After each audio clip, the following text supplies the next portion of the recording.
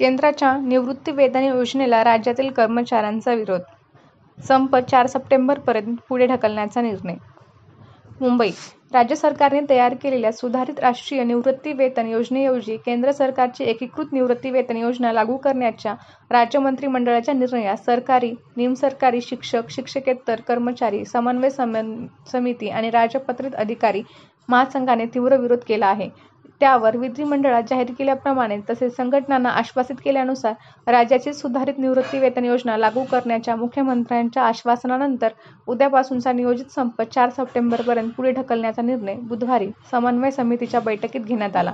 राज्यातील सन 2005 नंतर सरकारी, निमसरकारी सेवेत दाखल झालेल्या कर्मचाऱ्यांसाठी त्रिसदस्यीय समितीने दिलेल्या अहवाल आणि मुख्यमंत्र्यांनी विधिमंडळात घोषित केल्यानुसार सुधारित राष्ट्रीय निवृत्तीवेतन योजना लागू करण्याची घोषणा सरकारने केली होती. त्यानुसार रविवारच्या मंत्री